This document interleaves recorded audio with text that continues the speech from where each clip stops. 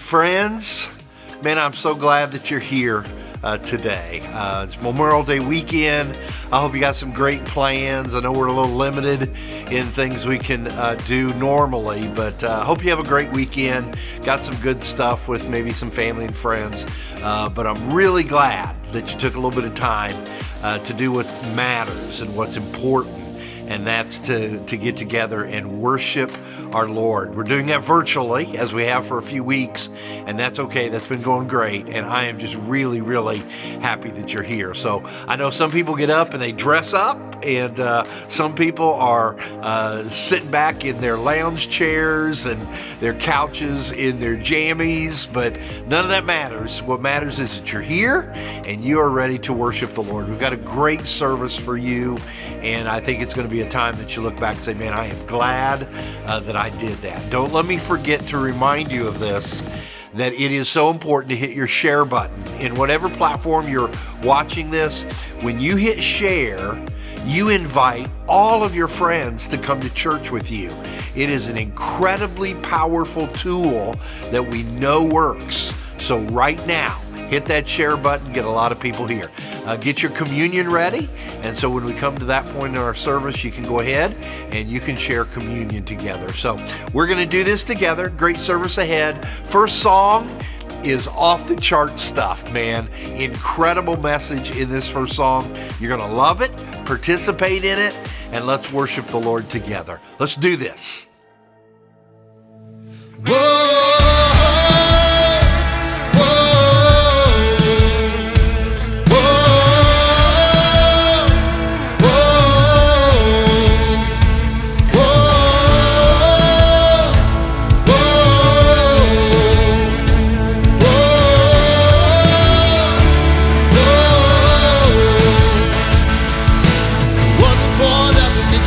Your blood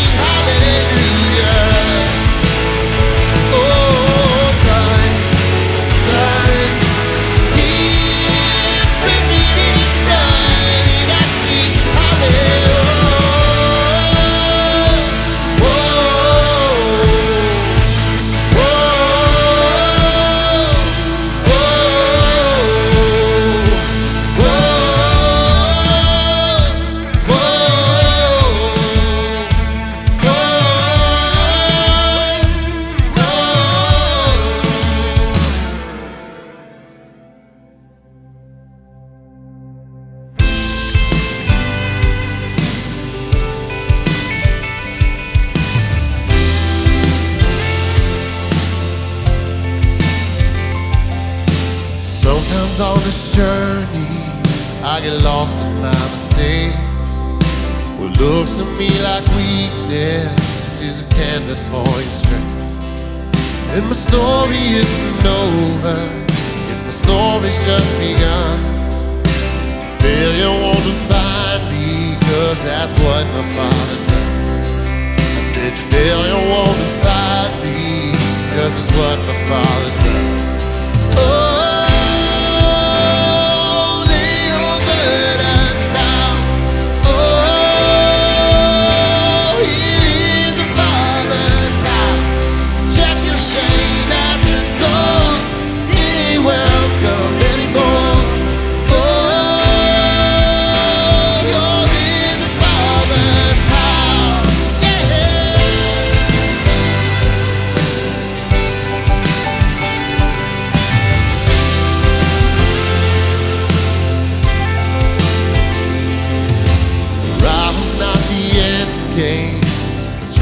where you are. Never wanted perfect, you just wanted my heart. And the story isn't over if the story isn't good. Failures never final when the Father's in the room. And no failures never final when the Father's in the room.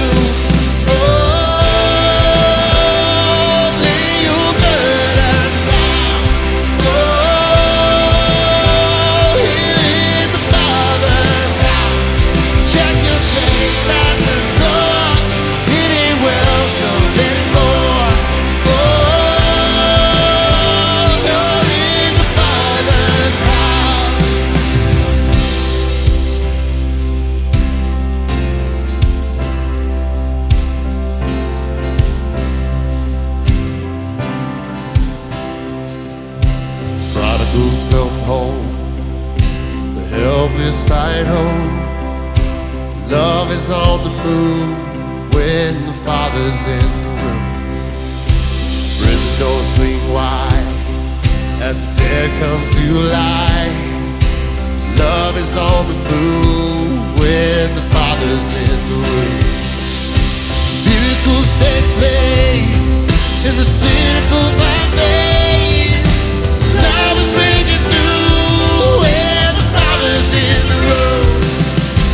Jericho walls are breaking, strongholds now are shaking. Love is breaking through when the Father's in the room. I said love is breaking through when the Father's in the room. Oh, lay your burdens down.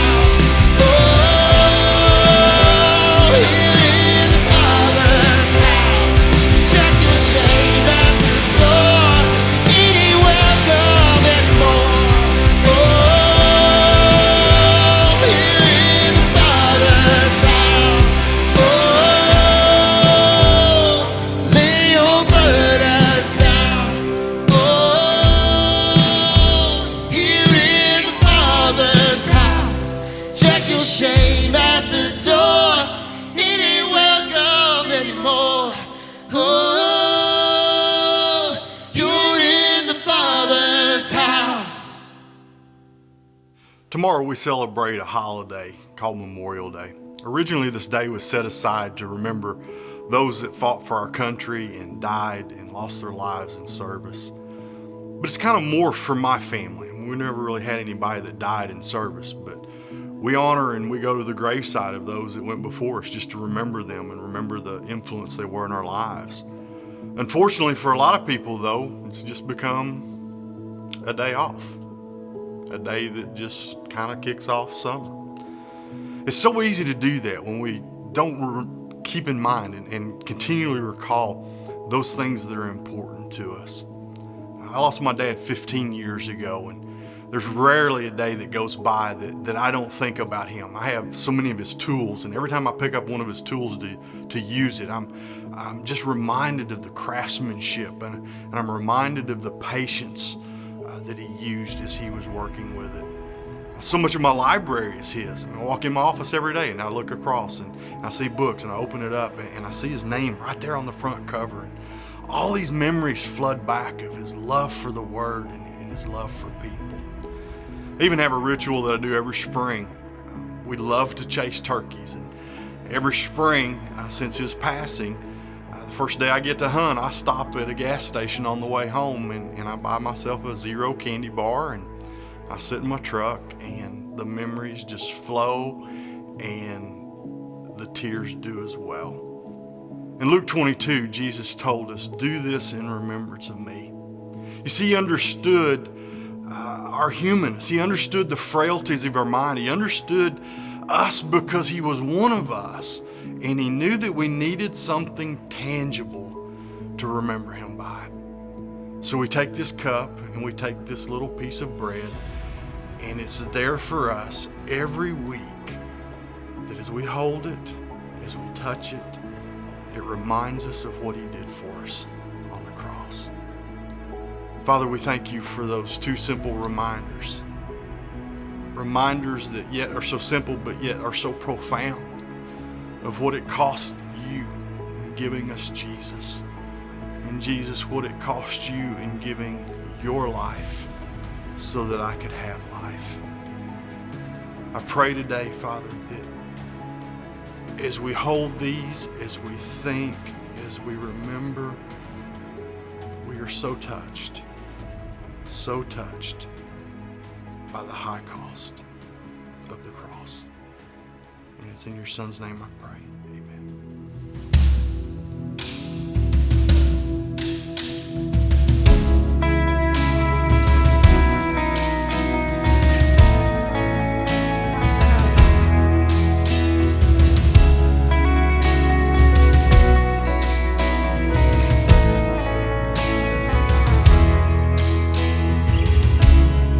I spoke a word, you were singing over me. You've been so, so good to me.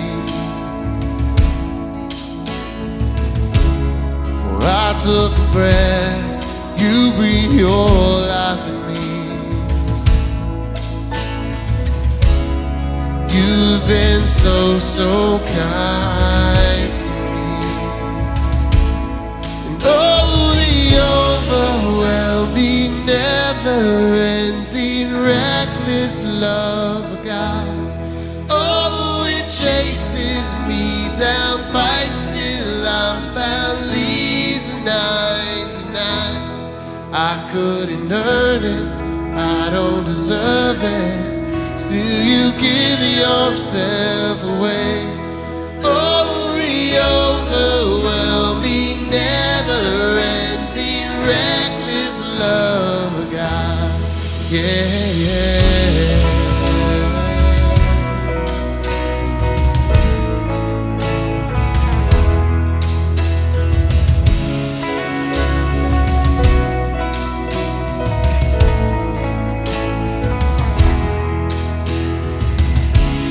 When I was your foe, still your love fought for me.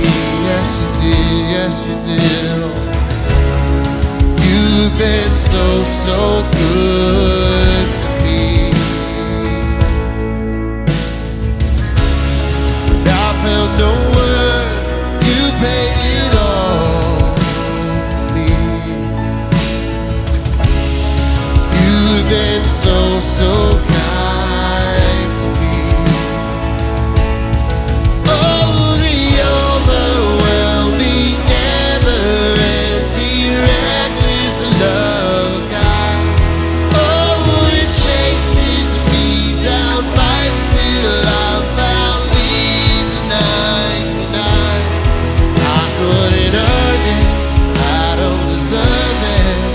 Till you give yourself away. Oh, the overwhelming, never-ending, reckless love of God.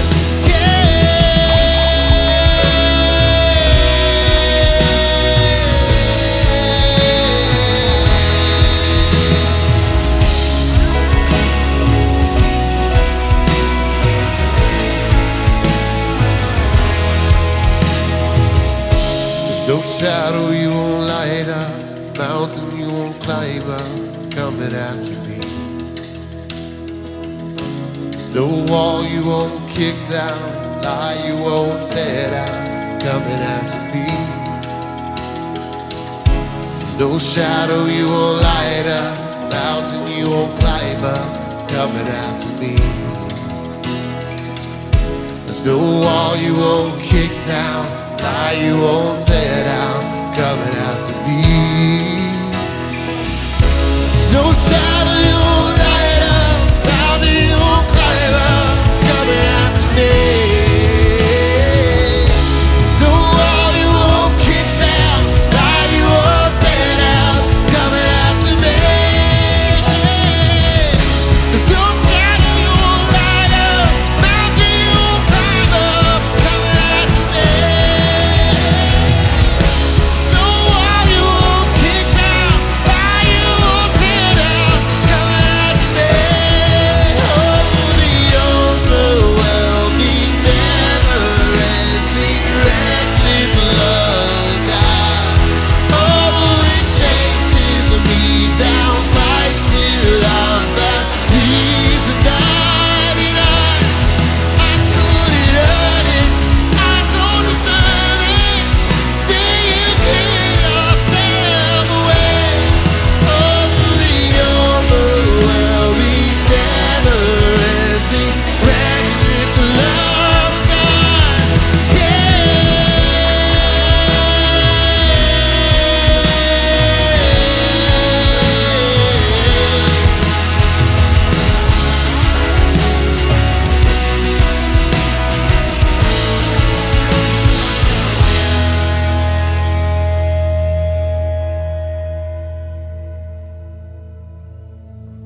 Was the time that I swore I would never go back. I was blind to the truth, I didn't know what I had. I was running, I was searching, but every place I turned for healing left me more broken than the last. Take me back to a place that feels like home, to the people I can depend on, to the faith that's in my bones. Take me back to a preacher and a verse where they see me at my worst, to the love I had at first. Oh, I wanna go to church. Try to walk on my own, but I wound up lost. Now I'm making my way to the foot of the cross. It's not a trophy for the winners, it's a shelter for the sinners. It is right where I belong. Take me back to a place that feels like home, to the people I can depend on, to the faith that's in my bones. Take me back to a preacher and a verse where they see me at my worst, to the love I had at first. Oh, I wanna go to church.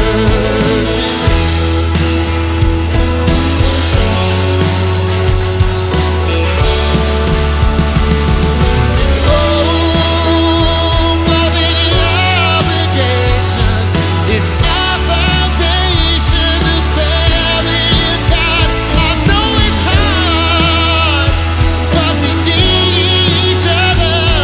We're sisters and brothers. Oh, take me back to a place that feels like home, to the people I can depend on, to the faith that's in my bones. Take me back to a preacher and a verse where they see me at my worst, to the love I had at first. I wanna go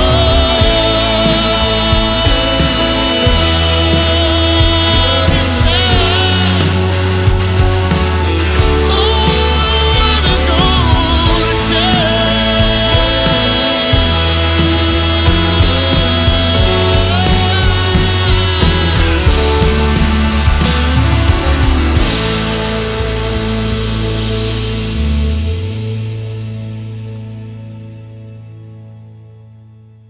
Someone asked me the other day if I've gotten used to speaking to a camera.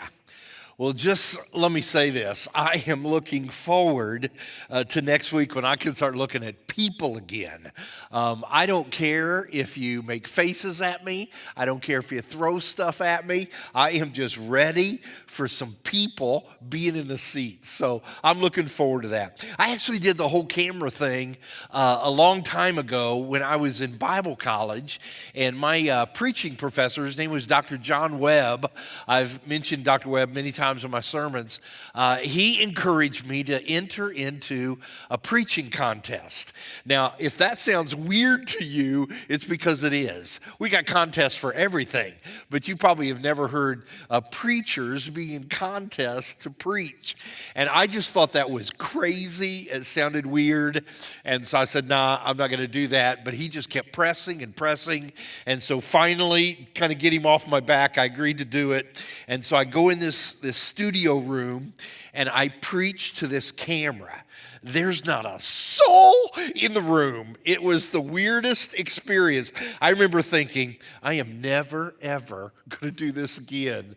And I imagined God somewhere was whispering under his breath, oh, yeah, you will, dude. Yeah, you will. Well, that was my experience. That's the only experience I had in preaching to camera in this silly preaching contest. A few weeks later, Dr. Webb called me and asked me to come to his office. I went to his office. He said, well, congratulations, man. You won first place. And he gave me some research books that I still use today after all these years. Use them almost every week. He goes, first place here. You got these books. And I'm walking out of his office and he goes, hey, just so you know, I don't want you to get a big head. You won first place, but you were the only guy that entered.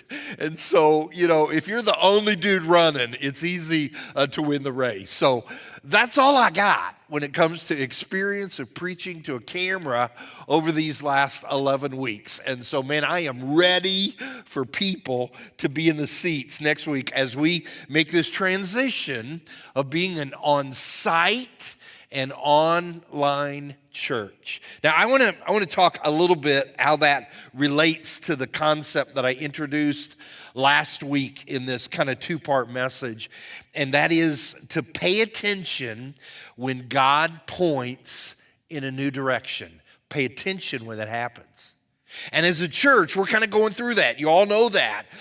We never dreamed, we never saw what was happening and would bring about the last 3 months like it has, but we've learned in that. We've learned as a church that sometimes God points in a new direction. And he does that with people also. He'll do that in your life. There's going to be times when it's a new chapter or a new direction or a new challenge that God brings in your life. And it is incredibly important to know what to do when that happens. Whether you're an organization like a church or an individual. God puts a new direction, you got to know what to do about that. And last week we kind of unfolded the reality that Jesus said, just learn to be a new wineskin when that happens. Because old wineskins, they're crusty and they're inflexible and they're not going to turn or change anything. But new wineskin, moldable, pliable, go with the flow, be aware of what God is leading. So learn to be a new wineskin.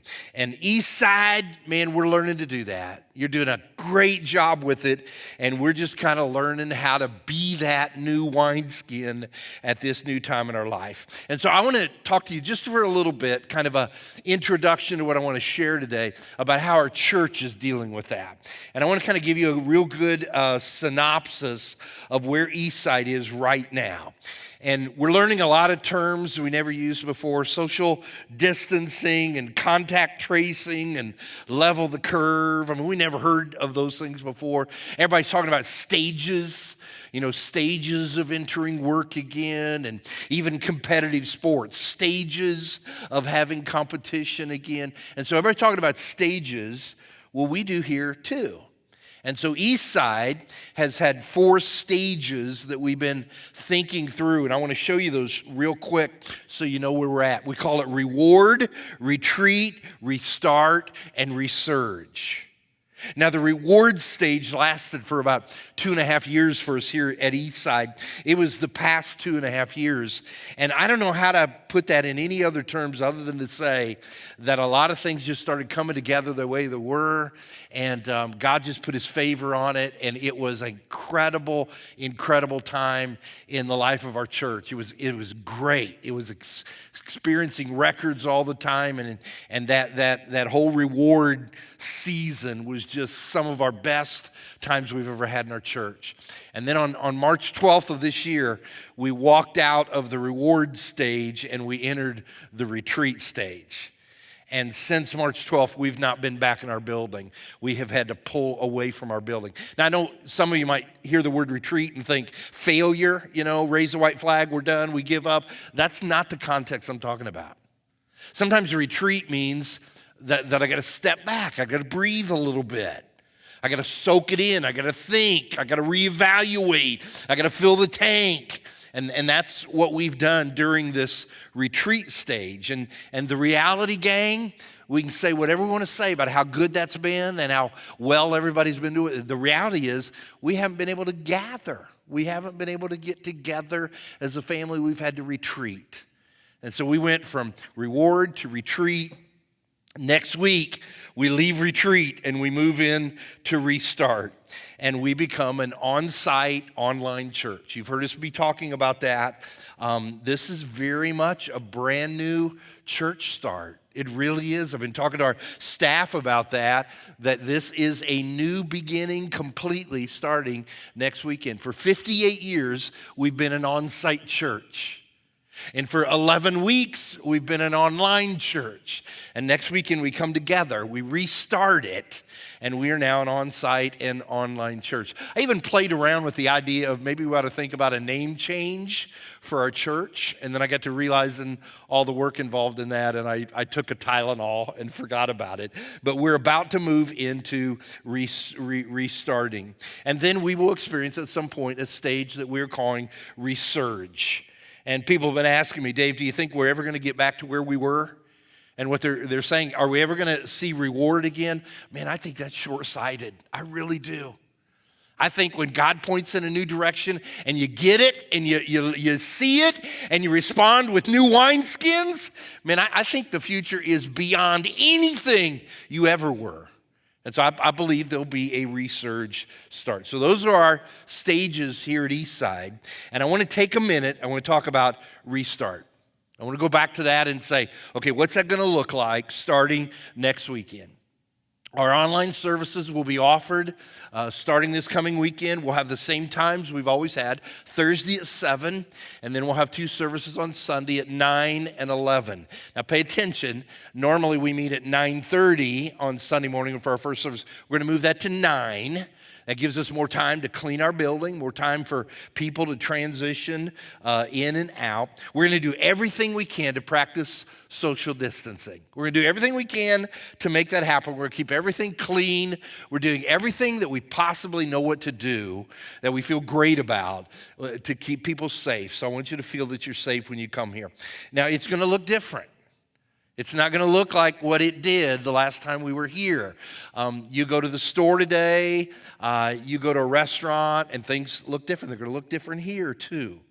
And we're going to learn every week how to get better and better at that. We've never been here. And so there's going to be tweaks we make along the line. We're going to get better and better every week. I think a lot of our restrictions we're going to see over time them being eased, and some of them may be taken away. But initially, it's going to look a little bit different.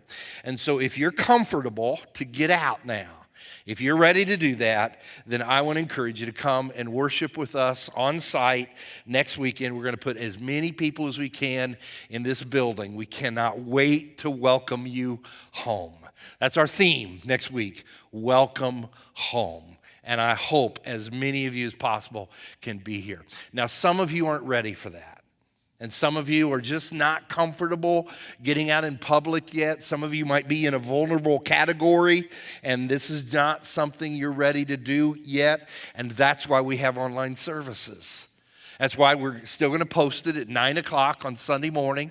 It's going to be available at that time. It'll be available for you to watch from then on through the rest of the week. Whenever it's going to work well with you, it's going to make it a possibility for you to be in church with us, just doing it virtually. And I want to say something to those of you who aren't quite ready to experience on-site yet. I want you to hear me about this. I do not want you to feel bad about that at all. You are a critical piece of our restart. You are critical. Your value cannot be overestimated because we need an online base. We need an online foundation of people who say, man, I am committed to this. I'm going to share it with my friends to help it grow. You carry an incredible value on our restart. And so I hope you're a part of that next week. So next week, it all happens. We see a new direction God is bringing, and man, we embrace it like fresh wineskins. Now, that's kind of how our church is dealing with this concept. What I want to talk about today is how you deal with it and how I deal with it. What do we do as individuals when God brings a new direction into our life? How do we respond to change? I don't know if you ever thought about this, but very few people live linear lives their whole life. They get on one road, and man, they're just on that road until the day they die. Most people never experience that. They come to forks in the road, and there's mild turns. Sometimes there's complete U-turns. And so when God brings those things into our life, how do we respond to those? Sometimes we don't see them coming. Sometimes we do. We know it's going to get here. But there's a lot of people watching this right now. And man, you know exactly what I'm talking about because you're looking at your life going, man, I have faced incredible change. God's pointing in a new direction. Well, how do you respond to that? How do you be a fresh, new wineskin? How do you make that happen? Well, I got to thinking about that, and I began to ask myself, who in the Bible did that well? Is there anybody in the Word of God that we can say, man, they faced it and they responded the way I want to respond? And there's probably a lot of examples of that, but the one that stood out to me as I thought about it is the Apostle Paul. We talk a lot about Paul, obviously, in our teachings because he's a central figure in the New Testament. And you talk about a dude who faced a new direction. I mean, this guy knew what we're talking about. I mean, here we're dealing with a crusader against Christianity. I mean, he hunted Christians down. He threw them in prison. He oversaw their execution. And he goes from crusading against Christianity to be maybe the strongest proponent for Christianity in the history of humanity. Winning all kinds of people to Jesus, starting congregations everywhere he went, writing half of the New Testament. How in the world do you go from crusader against to promoter for? That's a U-turn. So when you look at his story, particularly when he noticed the new direction God was bringing in his life and how he responded, you look at it and you think, man, I want to do that. That's how I want to respond when change is brought into my life. And so these last several days, I've kind of dove into that and studied through that, and I have been amazed at how the story starts and how it ends. It's discussed in Acts chapter 9. It's a whole story about the conversion of Paul, seeing the new direction God gave, and he just makes that change. And what stands out to me is the beginning and the end of the story. And I got to thinking about that in my life, and I realized the times when new direction have come in my life, that I noticed that if I start the way Paul started and I end the way Paul ended, then I responded pretty good like a new wineskin.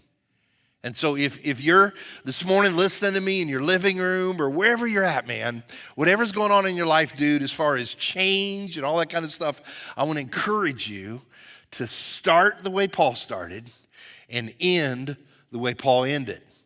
Now, as we look at the start of the story, it's interesting as I read this, you're going to notice that Paul's name at that point was Saul. I mean, we're talking such a change that his whole name got changed.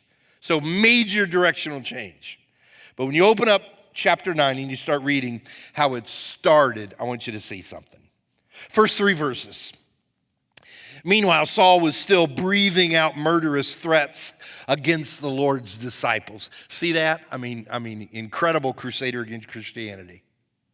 He went to the high priest and he asked him for letters to the synagogues in Damascus so that if he found any there who belonged to the way, he might take them, whether men or women, as prisoners to Jerusalem.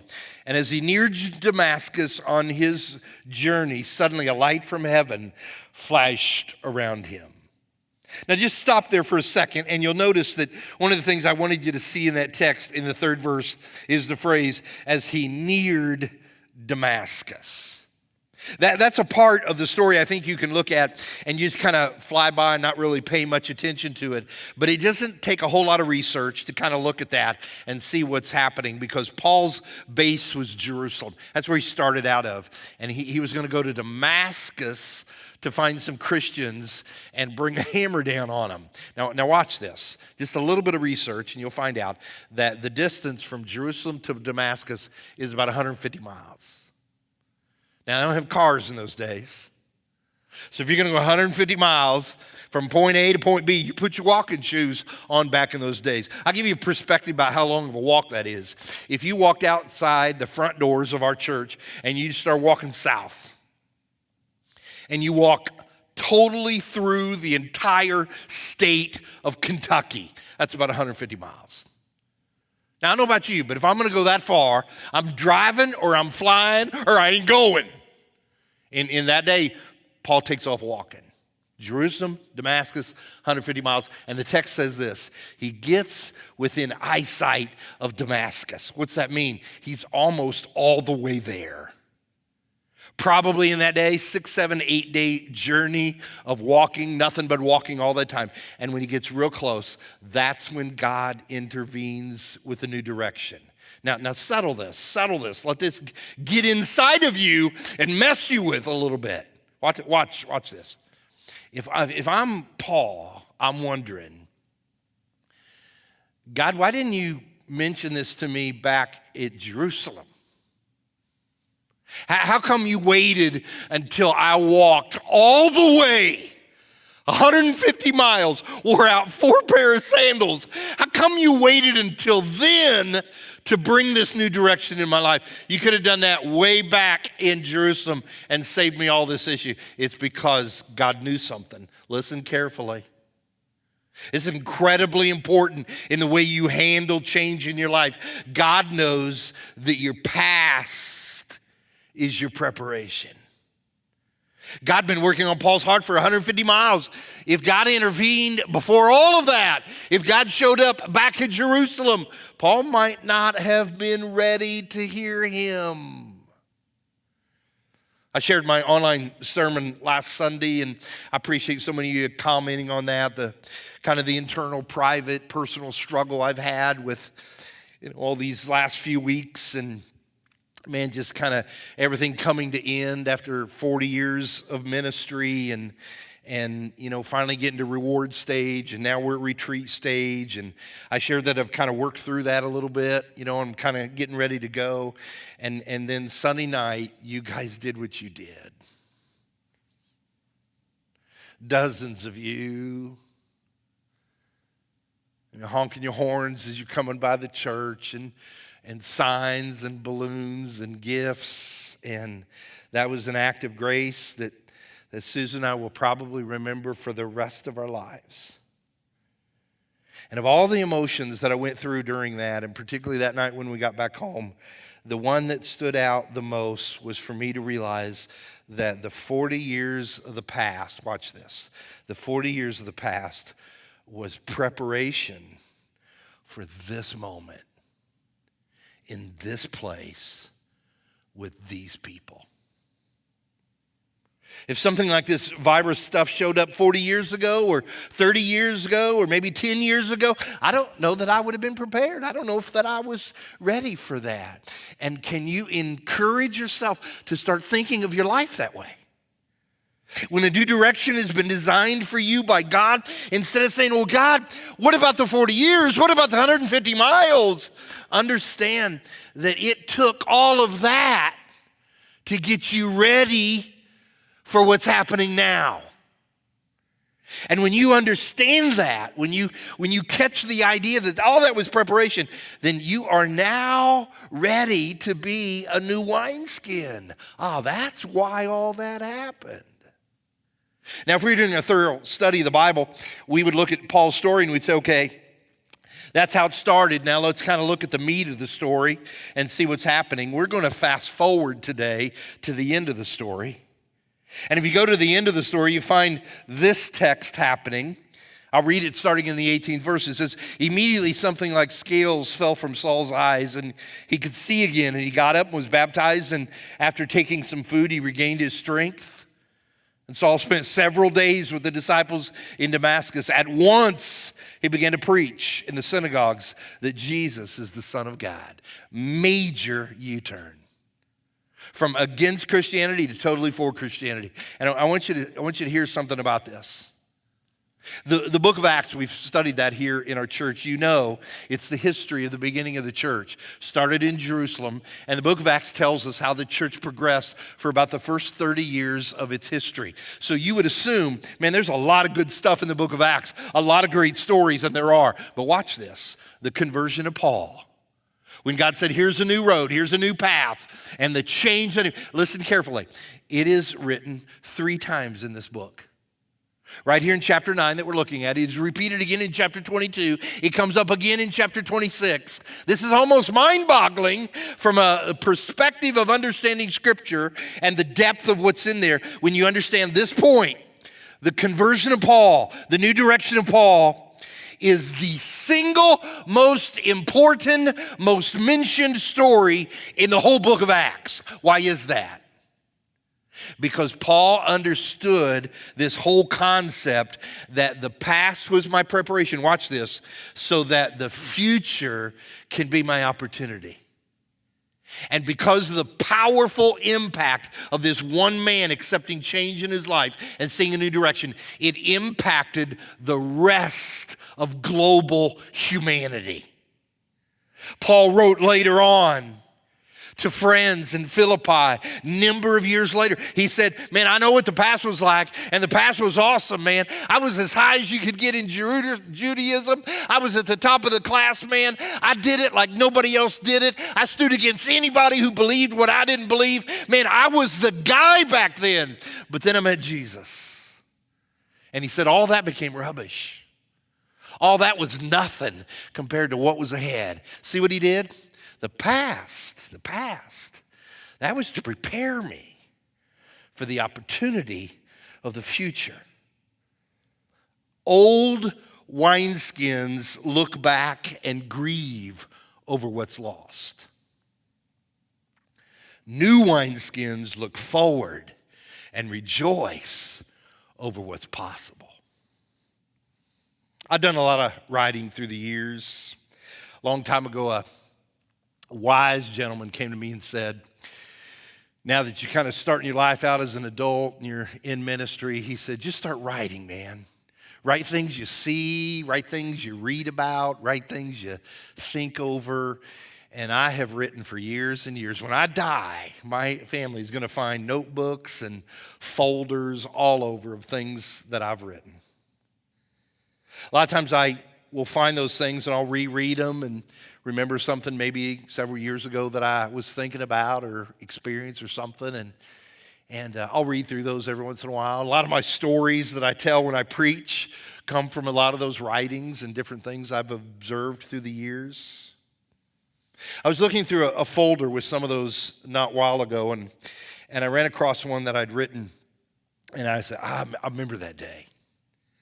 I'd went and seen my mom. She was a hospital patient at a hospital in Champaign, Illinois, a place called Carl Clinic. And so some of y'all watching from Illinois, you know where Carl Clinic was. And mom was a patient there for, I can't remember what it was for, but I'd went to see her, and the nurse was in there working on her or something. And so I was waiting out in the hallway, just kind of leaning up against the hall. And I looked down the hallway, and I saw a patient. Man, this guy was up in years, old fella.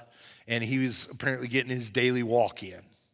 And his nurse was right next to him, and he's kind of walking down the hallway toward me, and he's got the whole hospital stuff going on. He's got the air conditioning robe, in the back, and he's got the pole with the IV, and he's carrying it. He's doing, the Tim Conway walk. Some of you old people know what I'm talking about. He's just kind of barely making it. He got up right near where I was, and he and his nurse were there, and he just stopped, and he looked at me. And he looked at me, and he said, "It's no fun getting old. It's no fun getting old." I just looked at him and smiled, and I said, "You remember when we were 18 years old?"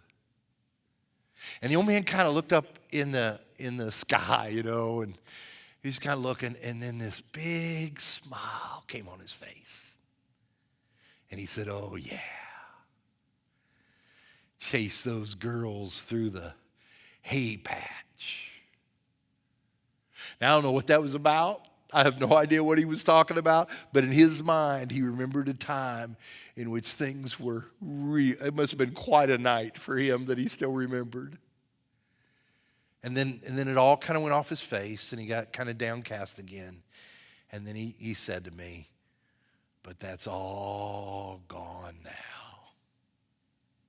He just kind of walked on. I went back later that day and I wrote about that story, and I wrote at the end, I know what he was saying. I get that. The glory days are gone.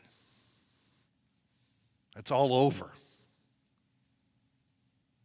And I wrote in my little writing about that story, I wrote at the end, "I'm so thankful that my glory days are ahead of me in heaven, and they will never be gone." Now, I grabbed that recently. I was reading through that, and I read through that, and I realized at the end of it that I was only partly right. Because as a believer in Jesus, my glory days are ahead of me in heaven. And the hope and the anticipation we have, you just can't lose that. I mean, that is our hope, and that keeps us going. But listen to this. You don't have to wait for heaven for glory days. Because God brings new chapters and new seasons and new opportunities, new directions that enable us to experience the future in a glorious way, no matter what the past was like. And so to be a new wineskin is to say, yesterday was to prepare me for what God has in store for me tomorrow. And next week, we get to do that as a church.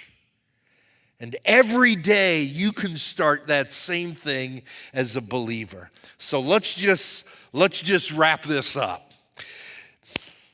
Get your wineskin ready. Let's do this. Let's do this. Hey, we just want to give a big thank you and show our appreciation for everybody that's been involved with the production of our online services for the last couple months. Whether you've preached or whether you've been behind the camera or sung on the worship team or done editing or any of that stuff that's gone into bringing this service into our living rooms, thank you. You've done a great job. We appreciate it. The truth of the gospel of Jesus has still been spread through these screens to our living rooms. We're so excited that has happened. So right now, if you have not given online yet this week, I want to encourage you to do that. So jump on the app, jump on the website. Those are the two easiest and the two best ways to give.